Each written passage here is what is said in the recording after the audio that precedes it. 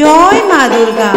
নমস্কার বন্ধুরা, Lakshmipriya daily blog চ্যানেলের পক্ষ থেকে আমি শ্বেতা পাল আপনাদের জন্য নিয়ে এসেছি এক অতি অসাধারণ রহস্যময় এক গুরুত্বপূর্ণ ভিডিও, যেটি থেকে আপনারা অনেক বেশি উপকৃত এবং সমৃদ্ধ হতে পারবেন। তাই একটি অনুরোধ, ভিডিওটি শুরু থেকে শেষ পর্যন্ত মনোযোগ সহকারে দেখতে থাকুন। 2025-এ মহালয়ার দিন ঘটতে চলেছে এক মহাজাগতিক ঘটনা। বছরের শেষ সূর্যগ্রহণ ঘটতে চলেছে এই বিশেষ দিনে। তো বন্ধুরা, আজকের ভিডিওতে থাকছে 2025 সালে কবে মহালয়া পড়েছে এবং কোন তারিখ পড়েছে, মহালয়ার সঠিক সময়সূচি পঞ্জিকা মতে কি রয়েছে। এরপর জেনে নেব মহালয়ার দিন কি তিল তর্পণ করা সম্ভব, কারণ এই দিন হতে চলেছে বছরের শেষ সূর্যগ্রহণ। এরপর জেনে নেব মহালয়ার দিন যে অমাবস্যা তিথি রয়েছে সেই তিথিতে কখন শুরু হবে এবং সেই তিথি কখন শেষ হবে। মহালয়ার দিন অনেকেই কালী পুজো করে থাকেন, তাই এই মহালয়ার দিন কালী পুজোর ব্রত এবং উপবাসের সঠিক সময়সূচি কি রয়েছে পঞ্জিকা মতে। মহালয়ার দিন গঙ্গা স্নানের শুভ সময় কখন, এই সব কিছু সাথে জেনে নেব বছরের শেষ সূর্যগ্রহণের সঠিক সময়সূচি পঞ্জিকা মতে কি রয়েছে। বছরের শেষ সূর্যগ্রহণ যে দেখা যাবে, এটি কোন কোন জায়গা থেকে দেখা যাবে, ভারত এবং বাংলাদেশ দেশে সঠিক সময়সূচি বা কি কি রয়েছে, এই সমস্ত কিছু নিয়ে বিস্তারিত আলোচনা করব আজকের এই ভিডিওতে। আর যারা প্রথমবার চ্যানেলে রয়েছেন অবশ্যই চ্যানেলটিকে সাবস্ক্রাইব করে পাশে থাকা বেল আইকনটি প্রেস করে অল নোটিফিকেশন অন করে রাখবেন, যাতে আমার এই ধরনের আধ্যাত্মিকমূলক ভিডিওগুলি খুব তাড়াতাড়ি আপনার কাছে পৌঁছে যেতে পারে। এবং ভিডিওটি ভালো লাগলে একটি লাইক করবেন, একটি শেয়ার করে দেবেন আপনার আত্মীয় স্বজন বন্ধু বান্ধব সকলের মধ্যে, এবং কমেন্টে অবশ্যই জয় মা দুর্গা কথাটি লিখতে একদমই ভুলবেন না।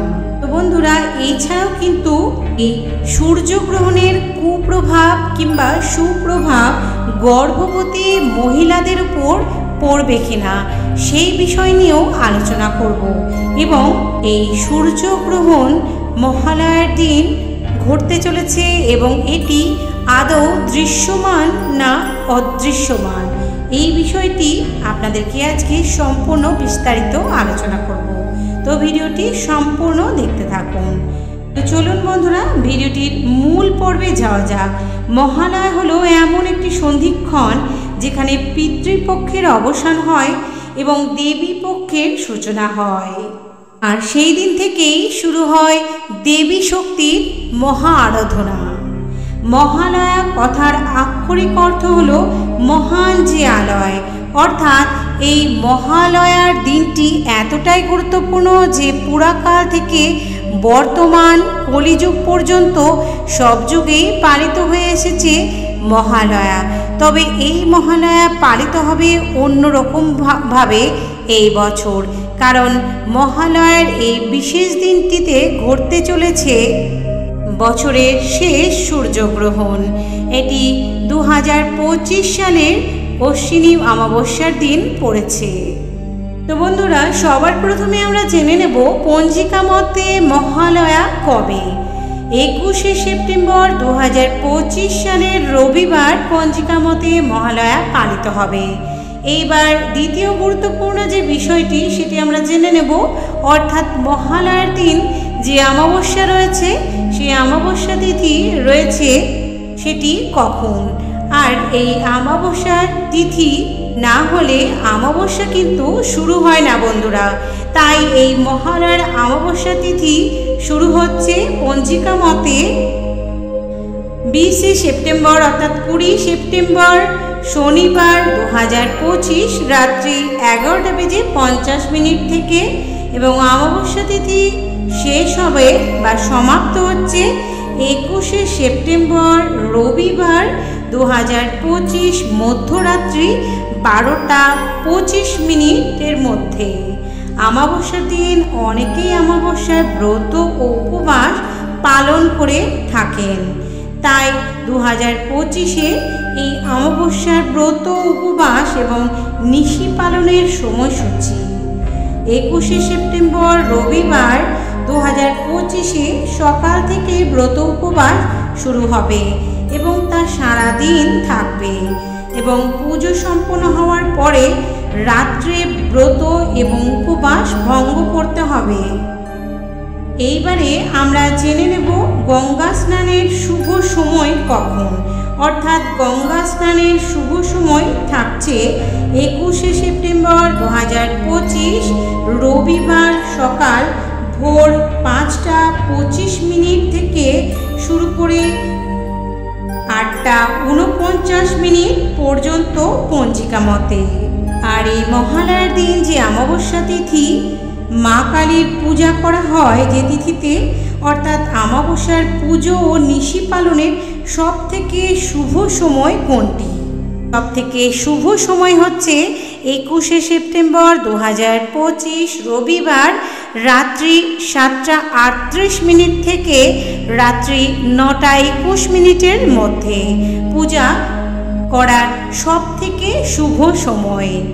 বছরের শেষ সূর্যগ্রহণ অনুষ্ঠিত হতে চলেছে পঞ্জিকা মতে মহালয়ার দিন 2025-এ 21শে সেপ্টেম্বর রবিবার। তবে 21শে সেপ্টেম্বর এই সূর্যগ্রহণের সময়সূচি সম্বন্ধে পঞ্জিকা মতে কী নির্দেশ দেওয়া রয়েছে চলুন সবার প্রথমে জেনে নেওয়া যাক। পৃথিবী এবং চন্দ্র মহাকাশে নিজেদের কক্ষপথে অবিরত ঘুরে চলেছে। পরিভ্রমণ কালে চন্দ্র, সূর্য এবং পৃথিবী এক সরল রেখায় অবস্থান করলে, অর্থাৎ চন্দ্র, পৃথিবী এবং সূর্যের মধ্যে অবস্থানকালে কিছু সময়ের জন্য চন্দ্রের ছায়া পৃথিবীতে পড়লে সূর্যগ্রহণ ঘটে। সাধারণত সূর্য, পৃথিবী এবং চন্দ্রের কৌণিক দূরত্বের কারণে বিভিন্ন প্রকার সূর্যগ্রহণ পরিলক্ষিত হতে দেখা যায়, যেমন পূর্ণগ্রাস সূর্যগ্রহণ, আংশিক সূর্যগ্রহণ, আংশিক গ্রাস সূর্যগ্রহণ এবং বলয়াকার সূর্যগ্রহণ বা বলয়াকার গ্রাস। এই তিন ধরনের সূর্যগ্রহণ কিন্তু দেখা যায়। চন্দ্র যখন নিজের কক্ষপথে সূর্য এবং পৃথিবীর মধ্যে এমন অবস্থায় অবস্থান করে যাতে সূর্যের কিছু অংশ আড়াল থাকে, সম্পূর্ণ নয়, আর তখনই হয় খণ্ডগ্রাস সূর্যগ্রহণ বা অর্ধগ্রাস সূর্যগ্রহণ। আগামী 21শে সেপ্টেম্বর সূর্যগ্রহণটি খণ্ডগ্রাস সূর্যগ্রহণ হতে চলেছে। আর এই সূর্যগ্রহণের সময়সূচি পঞ্জিকা মতে কখন চলুন জেনে নেওয়া যাক। এই সূর্যগ্রহণ 21শে সেপ্টেম্বর 2025 গ্রহণ শুরু হবে রাত্রি 10টা বেজে 53 মিনিট থেকে। গ্রহণের শুরু মধ্যকাল থাকবে 1টা বেজে 12 মিনিট এবং গ্রহণ সম্পন্ন হচ্ছে বা সমাপ্ত হচ্ছে 3টে বেজে 23 মিনিটে পর্যন্ত। তবে এই সূর্যগ্রহণ ভারত ও বাংলাদেশে থেকে দেখা যাবে না, এটি বাংলাদেশ ও ভারতে অদৃশ্য। তাই এই সূর্যগ্রহণের কোনো সূচক কাল কিছু নেই। এছাড়াও এই গ্রহণের কোনো রকম কুপ্রভাব কিন্তু ভারত ও বাংলাদেশে দেখা যাচ্ছে না। তাই সূর্যগ্রহণের কোনো খারাপ প্রভাব না পড়ায় এবছর অবশ্যই আমরা তিল তর্পণ করতে পারবো মহালয়ার দিনে। আর এই তিল তর্পণ সম্পন্ন করতে হবে পঞ্জিকা মতে 21শে সেপ্টেম্বর রবিবার সকাল 6টা বেজে 34 মিনিট থেকে 8টা বেজে 50 মিনিটের মধ্যে। এটি সবথেকে ভালো সময় তিল তর্পণ করার জন্য। এবং গর্ভবতী মহিলাদের জন্য বিশেষ কিছু নিয়ম নেই। তবে অমাবস্যা যেহেতু থাকবে সেহেতু মহালয়ার দিন অবশ্যই মা কালী এবং মা দুর্গার নাম বা মন্ত্র জপ করতে পারেন কিংবা শ্রবণ করতে পারেন। গর্ভবতী মহিলা এবং সন্তানের জন্য সেটি শুভ ফল প্রদান করবে। দুর্গা মন্ত্রটি হচ্ছে ওম সর্বমঙ্গলে মঙ্গলে শিবে সর্বার্থ সাধিকে শরণ্যে ত্র্যম্বকে গৌরী নারায়ণী নমস্তুতে। এটি যত খুশি আপনি শ্রবণ করতে পারেন কিংবা জপ করতে পারেন। এতে এই অমাবস্যা চলাকালীন এই মা দুর্গার এই মন্ত্র জপ করলে আপনার এবং আপনার সন্তানের জন্য অত্যন্ত শুভ হতে চলেছে। আর বন্ধুরা, এই মহালয়ার দিন ঠিক কোন কোন কাজগুলি করলে সংসারে সুখ সমৃদ্ধি শান্তি সেই সঙ্গে অর্থ বৃদ্ধি হবে। এই অমাবস্যার দিন অর্থাৎ মহালয়ার দিন অবশ্যই গঙ্গা স্নান করুন। যদি বন্ধুরা গঙ্গা স্নান নেহাতি আপনার সম্ভব নয় আপনার ক্ষেত্রে, সেক্ষেত্রে বাড়িতে স্নান করার পর 1 ঘটি গঙ্গা জল অবশ্যই মাথায় ছিটিয়ে নিন বা মাথায় ঢেলে নিন এবং এই গঙ্গা জলটি ঢালার সময় অবশ্যই এই মন্ত্রটি উচ্চারণ করতে পারেন, ওম গঙ্গ গঙ্গৈব পরমাগতি। আর এই মহালয়ের পবিত্র দিনে পারলে অবশ্যই ঘুম থেকে খুব সকাল সকাল ওঠার চেষ্টা করুন। সেটি ব্রহ্ম মুহূর্তে হলে খুব ভালো হয়, কারণ এই ব্রহ্ম মুহূর্তে সমস্ত ইতিবাচক শক্তির প্রভাব বৃদ্ধি পায়।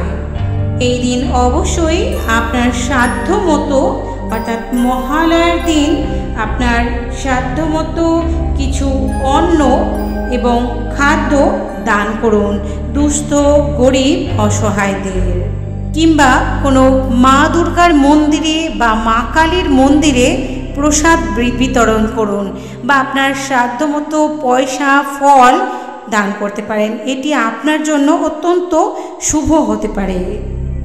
এছাড়াও সেই সঙ্গে এই পবিত্র মহালয়ার দিন গরু, কাক, কুকুর এবং বিভিন্ন রকম পাখিদের আপনি কিন্তু খাবার খাওয়াতে পারেন। এটিও অত্যন্ত শুভ ফল দান করে। এর ফলে সৌভাগ্য বৃদ্ধি হয় এবং ভাগ্য বদলে যেতে দেরি লাগে না। এর ফলে আমাদের সংসার থেকে দূর হবে অমঙ্গল সূচক অশুভ শক্তির প্রভাব এবং কেটে যাবে জীবনের সকল রকম বাধা বিপত্তি, আসবে অগাধ উন্নতি এবং অর্থ লাভ। তো বন্ধুরা, ভিডিওটি আজ এই পর্যন্ত।